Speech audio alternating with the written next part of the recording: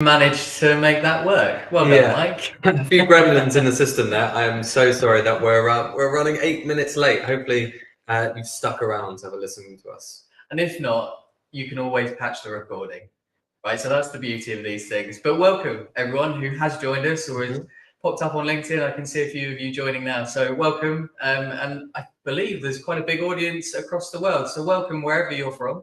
This is a Bailey and French live event. We're going to be building on the session that happened with Alex and Dane last time. So if you haven't caught that one, worth having a look at that after this one. We're going to be talking in a little bit more depth about human leadership and applying its principles across the employee lifecycle. But I guess quick introductions, because we're not Alex and Dave. My name is Anthony. I'm part of the learning team here at Bailey and French. And my name's Richard. I'm also in the learning team here at Bailey and French. And those of you who have attended some of our webinars, you'll probably recognise our voices. But this way, you get to see us in a little bit more of a human context, right? So it's been a while since our faces have been on something, but you might, recognise our voices. But it's good to put a face to it sometimes. Absolutely. So welcome. I've explained what we're going to go through. This is live. So if you hear some of the hustle and bustle of Brighton, please apologies. This is going to be recorded, as I mentioned. You can catch it on LinkedIn. You can catch it on YouTube. You can catch it on any of our platforms. Our newsletter also will be going out very shortly. So there's plenty of ways to get in touch. We've got your questions on the board behind as well. So if you do want a specific question or you have any comments, please do that. We'll look out for it as we go. But otherwise, so human leadership. Let's just quickly recap some of the key points that Alex and Dane touched on. Why human leadership? What's its relevance right now? How does it relate to time to performance? How does it relate to all of those key things? Richard, what did you take away? Well, gosh, we could spend all night just talking about the introduction to this. But yeah, human leadership, to me and the people I'm speaking to, it's never been so important. So yes, we've always done leadership development and we've always done some training for leaders, and you can see those organizations that did it well, that actually implemented something compared to those that maybe just went, your line manager, go. But it doesn't always bring the human side to it. You get taught how to do a 1-to-1 or a 360 or write up goals, but you actually really learn how to be a leader rather than a manager, and those skills behind that. And particularly as I'm seeing with newer generations coming to the workforce, whether that's our generation, millennials, or the Gen Z in particular, they're looking for something different in their leaders. They want leaders that are authentic, that they can have a proper discussion with empathy, and then role model as well. They're coming and seeing these leaders burning out, and they don't want that. They want a work-life balance. They want their leaders to role model wellness and actually look after them, as that balance between the work life and the home life, it blurs more and more and more, not just working at home, but actually like living at the office. It's so true, isn't it? The expectations of people have completely shifted. There's obviously all the digital side of things that's coming into the forefront. You know, how does human interact with tech and still maintain that human connection, whether it's on Teams or what have you. But also the business case and the numbers that we're being asked from CFOs, CEOs all the time, isn't it? It's, well, what's the numbers behind human leadership? And the business case is so important, particularly to a lot of the customers that I speak to. But there is a lot behind that. Like, it's particularly if you're looking at leaders, that's impacting an entire organization. The business case is huge. Yeah, and the costs of retention, the costs of rehiring, the costs are quite limitless in terms of well-being and burnout and productivity, the cost of kind of not conflicts, but maybe lack of efficiency in operations, the loss of customer loyalty, because we know the impact of lack of engagement to customer loyalty. And there's also the opportunity cost that you and I were talking about just before. Exactly. Imagine the cost of being left behind. Organizations are changing so quickly now. Technology is coming in, AI, that's changing everything, whether you want it to or not. And if you don't have leaders there that are looking after the people, that can move quickly and be agile, you're going to get left behind, and the costs become humongous. Yeah, right. And we're seeing that with the war of ChatGPT and all of those companies. That's prime example. If you don't have the best people because you're not attracting the best people, if you're not living up to this greater expectation, you're going to get left behind real quick. Yeah. And think of all the organizations and the industries, the cars that have been left behind by Tesla, and all of these, that suddenly new technologies come along, new ways of working. If you don't have the leaders there that can really implement that and drive their people and drive the performance, motivate the performance, which we'll come on to, then yeah, exactly, getting left behind. Great plug. I love that. So let's talk then. Okay, that's human leadership. We've now explored why we're talking about it. Those of you that want to look back at Alex and Dane's sessions again, you can find that LinkedIn, YouTube, etc. They go into a little bit more detail on the business case. What we wanted to touch on today was the kind of employee life cycle, the talent life cycle. And we wanted to focus in on retention, performance, and recruitment. So starting at the first touch point, moving on into performance conversations, and then looking at retention, EDI, and those types of principles. We've not got long. So we will be doing a follow-up webinar on the detail of each of this. I'll be joined by my colleague Rob, and we're doing a learning week of webinars in May. So keep your eye out for the detail. And we're only going to touch on the high-level stuff. But let's start with recruitment. Yes, and I think we've all been through situations where we haven't had that human element within our interview process, and that sometimes starts with filling out an application form, rewriting your CV 2 or 3 times I've had before, clicking numbers and filling out questionnaires before you even talk to a human. You're given a number, and I appreciate sometimes that's really important with ED&I, having your name taken away, having your whatever taken away so they don't know. That can really help, but you still need to bring a human side into it. And even when you are in front of then a real human being, sometimes doesn't have that human connection, does it? I think we've all had those interviews before where maybe the interviewer isn't engaged, whether they're on the phone, their emails, not really listening to you, or kind of the opposite of that, and you feel like you're walking into Dragon's Den or The Apprentice, and you feel beyond nervous, more scared than you realistically should be. Remember, you were saying earlier, recruitment is a two-way thing, and you should be going in there and interviewing them as much as possible. But some interviewers, they don't have that human element that takes it away from that. But it can make such a lasting impact on the potential employee that you're looking to recruit. I can actually think of a great example. It was actually when you recruited me to come to Bailey and French. I, without going into details, had a sickness bug on the day of the interview, and I cancelled quite last minute. And I was so convinced that would be the end of my recruitment process, because if you think about it, sickness bug, last minute, that sounds like a can't be asked, hungover, something's come up in work. I never expected to hear from you again. So I was really surprised when the recruiter called me a couple of days later to rearrange. And it was like it hadn't happened. It was acknowledged, moved on. Great. And I think that really set me up throughout the recruitment process, which had lots of other human elements as well. It wasn't just that. And really got me excited about working here. Yeah. And I think you touched on a really important point. The first impression, whether that's the first click of a button, the language that's used on the application forms or the job specs, is it human language? Is it inclusive language? Does it resonate kind of the authenticity? Does when the hiring manager, when you meet them, when those circumstances come up, are people showing empathy? You might have it on your wall as a value of the company, but if your hiring manager is not delivering on that, I would like to see how many organizations could name their values, apart from maybe the HRD who wrote them. Right. I would like to see how many could actually, because it's got to be lived and breathed. And I think the candidate experience is no different in terms of keeping it human. And I know we'll touch on that, and the previous live session touched on what we mean by that and all the different elements. But I think it's a really, really important point. You touched on a really important piece around kind of balancing human though with making sure that we're still not removing bias, making sure we are removing bias. How do we kind of get into that? How do we balance that? What are some of the examples that you might have seen? Well, balancing human, well, yes, obviously there's always an element there. And I completely appreciate that when you're putting an application online, you need to do a tiny bit of screening first, because otherwise you're just going to get loads of spam. It's not worth your time. But having elements around the organization, that the attraction parts, think about people coming into the workforce now, and people who've been in it a while. This isn't just Gen Z. They get numbered a lot, but it's not just them.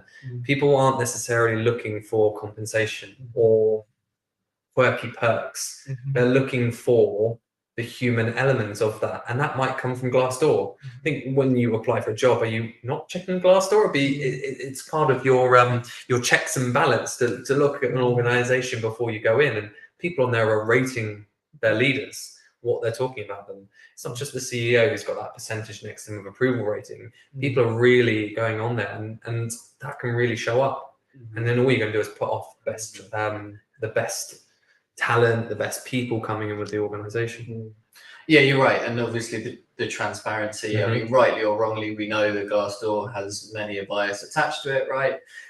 In terms of people only want to go on there to complain. It's like TripAdvisor. But having said that, it's still the transparency lens, right? It's getting a view into the organization. So any way that you can enhance that, and I know lots of companies do it with videos and more human kind of case stories and stories of people's. I saw one the other day that was really catchy, and it was sharing the person's kind of personal journey from a career point of view. You know, I joined the organization, and this is how they developed me, not just in terms of my role as a salesperson or as a, you know, from a technical angle. This is how you invested in me as a human being. And this is not only just impacting my life, but it's impacting my family. It's impacting, you know, everything that I hold dear to myself inside and outside of work. And I thought that was powerful, that I'm not seeing that enough. Yeah, I really enjoy those. It's a bit of almost a guilty pleasure. I watch those quite often. It's partly my research when I'm working with a new customer, obviously. But I've watched a lot of those videos, and some of them are atrocious. But it's probably, you're right, looking back on it, because they don't bring in that human side of it. They don't actually tell the story of the person behind it, and the person coming in, so that you can actually relate and put yourself within that shoes. Yeah, right.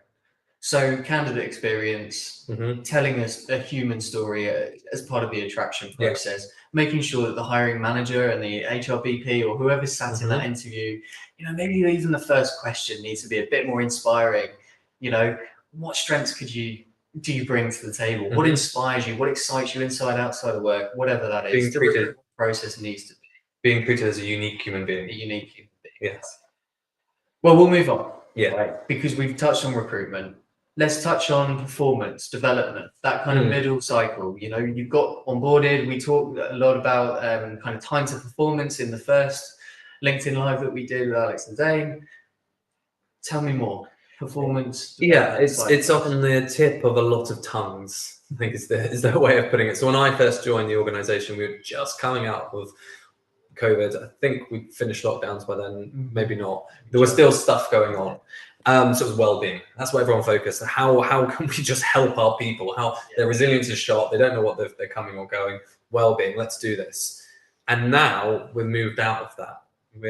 We've got people in a better place. We're not there yet. There's a lot happening in the world. Really appreciate that. But now companies need to be efficient. They've overhired looking at tech and some other industries. They now need efficiency. They now need performance. How are they actually going to get the best out of their people? Alex, our CEO, has said it's the year of the teams. And I've had a lot of other of my customers talking about performance. They don't really want to discuss anything else. Tell me about performance, or don't tell me anything at all. What's the impact of this program on performance? Yeah. And it's a really difficult balance, because a lot of companies are wanting to make that change, but maybe leaders, people across the organization, not able to necessarily have those more difficult conversations because they're worried about the impact on retention, the impact on well-being. They kind of spent so much time invested in well-being champion. How do you sort of start to make that shift, balancing performance and well-being? Well, that's the point, isn't it? And that's what we bang on about all the time, is you've got to manage that performance with that well-being, because otherwise it's not sustainable. We can come in and do all the work and do all the workshops and speak to lots of people. If there isn't that balance there, all you're going to drive people to do is burn out or overperform and then lose their engagement or quiet quitting or whatever it's called now. And it won't last. So that's the traditional way, is that you come in, big impact. This is based on someone doing 100-meter sprints. This is how you do performance. But then you're doing a 9 to 5 or probably more hours than that. How do you do that day in, day out when you've got everything else happening at home? I've never understood that high performance model because it just doesn't apply Yeah. to human beings with a life. Yeah. You know, picking up kids, Yeah. doing everything outside of life that matters so Yeah. much. You're not doing the, 4 days a week training, maybe a couple of hours a day, and then match day on Saturday. You're doing match day every single day. Yeah. It's an interesting one. And it goes on and on and on. But so how do you actually balance that as one sort of unit, which is obviously where I mentioned earlier about motivating performance rather than managing it. And I think that's a really nice, subtle spin because we're trying to, and this is where human leadership comes in, right? To be human is creating that environment that the team can support each other's well-being. There's psychological safety, but there's also psychological bravery in the team to support each other at all points, right? And I think the psychological safety and trust and empathy is so important. I was speaking to, I think it was a law firm. They were worried, partners were worried after all this well-being, after everything they've done, really great stuff. Partner said, well, no, I can't tell my staff off anymore. I can't tell the associates off when they've done something wrong. And you're like, you've missed the point. That isn't what we're getting at. You still have to have difficult conversations. We're still a workforce. It's still a commercial business. Still needs to make profit and shareholders and everything happy. We get that 100%. But it doesn't mean that you can't go in there and have empathy within that, where you can't be authentic, why you can't put yourself in that situation, understand why that has happened, why you're cross, why it hasn't happened the way you wanted it to happen, and then do something that's actually going to be an action to move on from that. And then this is why I don't like the term human resource, because just simply that label means that you're almost trying to tap into the talent that's within someone. It's like you're trying to extract something from them, and actually what should be happening, and human leadership is focused on this, and human leadership is at all levels, right, across the team. Being authentic, being inclusive, having all of those skills around role modeling creates the environment that people want to and are inspired to turn up, giving their best every day, and we're also recognizing that not everyone can turn up their 100% best all of the time, but as long as you as a team are managing that. Exactly, and that's often a misconception where we talk about well-being traditionally or human leadership. People think, well, that means that we're taking away authority, or we're taking away leadership or purpose or direction. No, we're looking at actually what motivates people, what their strengths are, how you can get the most out of people, rather than just saying this is how it's done, do it this way. Managing performance. Well, no, you motivate performance by actually looking at that person as a unique human being. Yeah, and I think regardless of whether you've got rating systems, regardless of what you're trying to do around creating more regular conversations, no matter what the process looks like and how much you try to simplify, and I know many people that are watching this are probably doing that process either right now or going through the appraisal classic process. It's March, it's April, people are going through this right now. The fundamental is, are your people approaching those conversations with curiosity, with authenticity, with vulnerability? Are they sharing their own plans and development plans going into the new year? All of those things are crucial, I think. Yes, no, exactly. Because you can do all the training as you want about how to have a difficult conversation. That doesn't really actually change anything, does it? It's more about the authenticity, the role modeling, that human connection that's actually going to be able to have a good leader and have someone that's admired, looked after, who can mentor, who can actually drive the performance within their team. I was actually working with a client the other day wanting kind of honest conversations, right? So not difficult conversations, it's honest conversations. Yes, very right. Because if you frame it in a positive way, and this is where I love the world that we work in, right? Positive psychology and the impact, even of those subtle language shifts, will help leaders. I'm being flagged by Mike to move on, which is fantastic. So thank you. Final point is around retention. Yeah, we've already covered it, kind of. We really have. We've looked at it through another lens, where if you don't do all this stuff, what's going to happen? Because who stays in a job for their whole life now? I work with a lot with insurance, financial services, and their tenureship of the I'm going to say older generation. I've just said it. I'm not insulting. People who have been in the organization for a while, they have 10, 20, 30 years, their entire working life. That's not normal anymore, unfortunately, or fortunately. People job hunt, particularly when you look at newer jobs, software engineers. I'm talking now pre all of the redundancies, but the average tenureship was less than 2 years. Because they get bored, they move on to another project, and that was just normal. But how do you actually retain those people and keep those people? Because I've heard of stories of, in the old days, of them being given crazy salaries just because they wanted to keep them so they didn't go to a competitor. They didn't even need them themselves. They just didn't want them to go to a competitor because obviously they're going to take all the knowledge with them. That's expensive. It is, and as we've seen, that isn't going to be a thing anymore at all. Everyone's streamlining, everyone's looking at performance, everyone's looking at ways they can be more efficient with their cash, making profit, which some companies just don't do. So how do you actually drive retention then? How do you keep those people who have so much knowledge from going to your competitor? How do you actually keep them when maybe even compensation doesn't mean as much, when the perks have all got a bit boring because they're now working at home, so a free lunch or an on-site gym or whatever it is just doesn't actually appeal to them anymore. Doesn't cut mustard. It's an interesting one because you're absolutely right. Rather than focusing on those gimmicky things, let's focus back on the fundamental human element. You know, are the pillars of performance and motivation being met?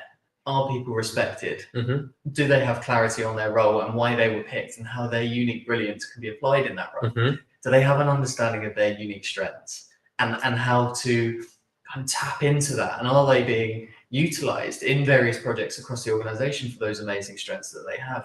All of these really fundamental things, are we monitoring them, measuring them, and using the data? Or are we just going, oh, I know what we can do. We can put in an employee assistance program.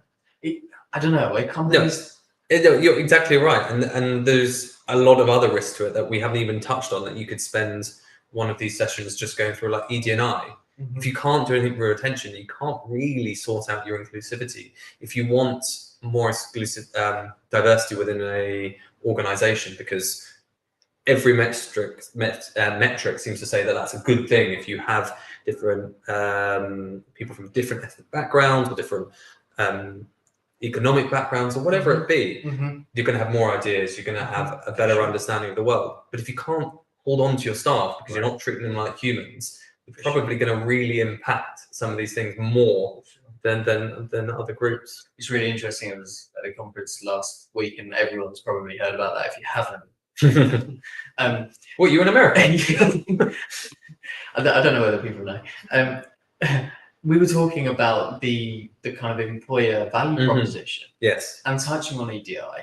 And we were talking about, well, exactly that. If you're spending all this money and attention, quite rightly, trying to increase the availability of talent, you know, more women in tech, more women in leadership roles, you know, a whole raft of EDI issues, right?